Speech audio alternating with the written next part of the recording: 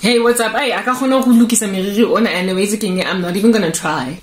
I'm not even gonna keep trying, you guys. It's pointless. Please go see the previous parts to this one.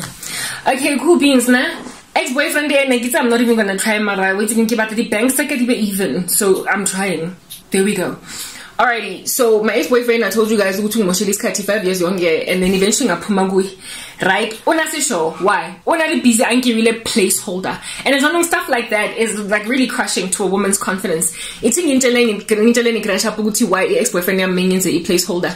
Yeah, the bad influence from bad friends. You know when friends know that a guy has got something good going. Marwana lemona, ill advisor. I was very strong in terms of my career and all that jazz, and his friends try to make him feel as though I'm gonna be one of those what they're long later on because get her career and we are Porsche Lamborghini. Whoa, that was the first thing. Secondly, I see yellow bone. Yes, my daughter, colorism is on the days of your life. Like an hourglass, o tla regreta. Go latlhegelwa ke le dark dindi. Le na o tlola lona ka 2005 cause wena no ntse le busy o lateletse morago. Pale juicy. That's what's good. My ex-boyfriend was a freaking colorist. Grand up all my boyfriends, most of them that I dated when I was still in the world, starting all the way from when I was just a little teenage bopper. Fella, they made it obvious, clear to me that Kreshapunaki escape into their lives. Yes,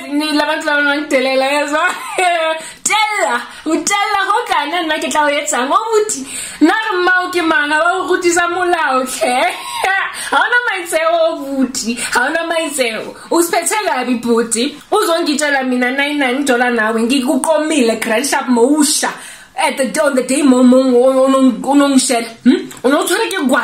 the way no tabalong approach agate hasere jola jwanong o sona le boldness on a little bit. You've got the spirit, you've got the liver to tell me that Crenshaw, you don't generally date dark girls. Mara, I slipped in. I made it through the cracks because yo, I'm pretty for a dark skinned chick.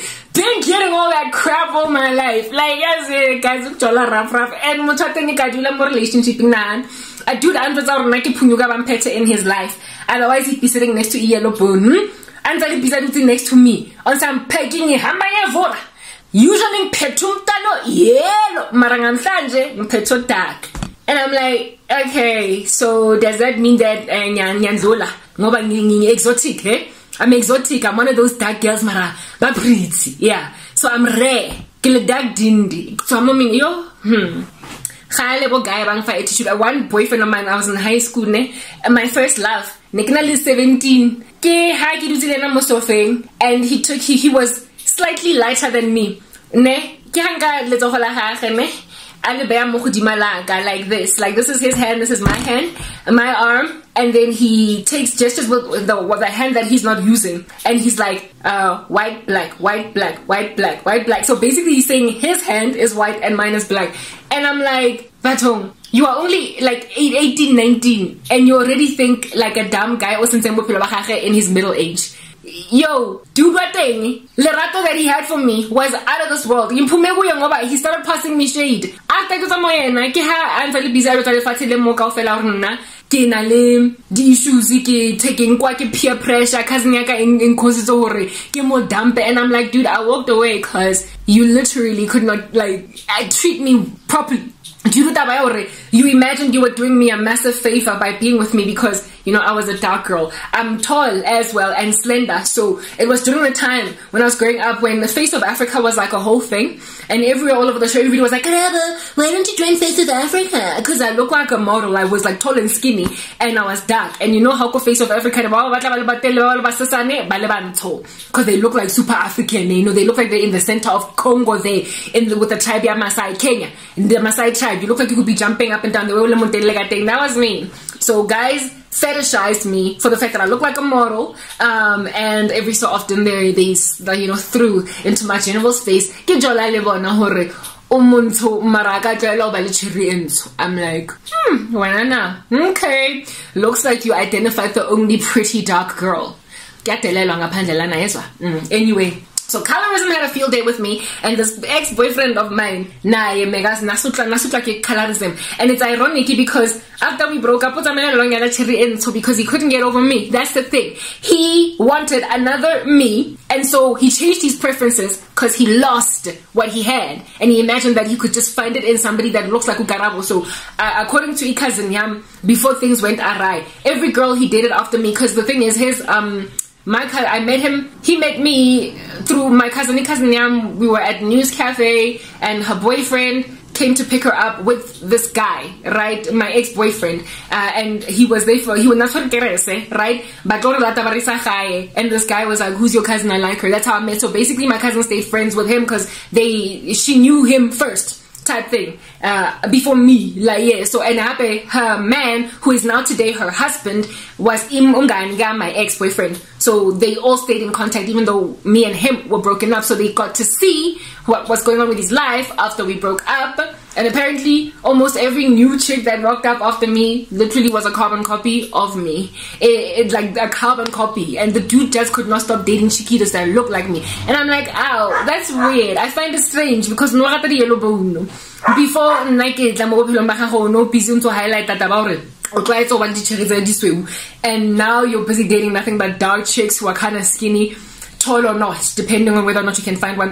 Yeah, that was like what was going on with my particular case. This boyfriend of mine, because of the other issues I told you, his friends were badly influential. Weird, strange stuff, when they say mother's intuition. Anyway, whatever, all that jazz, and then coupled with it, I was dark in complexion, and apparently because I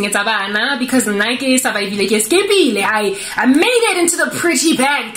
I made it, even though I'm dark, but my kids just might not. If they take your complexion, they just might not. This guy, black and yellow, so colorism, black man,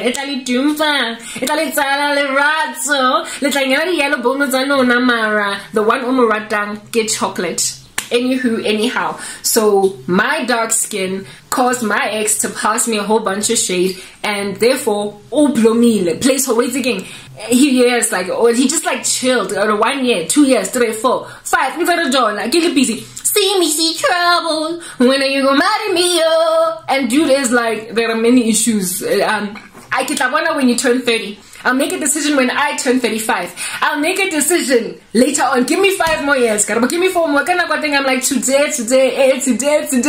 Never married me eventually. Fed up with a lot of things, including that. And Christ this time around gave me strength to break away. Because so because I gave my life to Christ, I was able to conquer that drawback, magnetic pull. And then now he's like, don't know what you got till it's gone. Found out that it did not get any better. And now the dude is all bitter. I went and explained the entire circumstance to you guys. They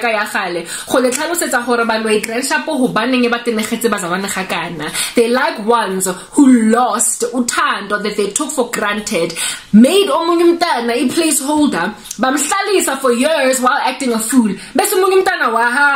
And then after this, like poor chiquita hambas, they then are like, yeah, like what my ex did. After I get some way, like, yeah, dude, all of a sudden, Sabata ho propose. And now, Sabata, those children that I was hungry for, because I was very broody. But remember, he was a colorist, and so therefore, he didn't think that I would give him beautiful babies. So, I mean, he's not going to go and finalize a contract with a dark chick.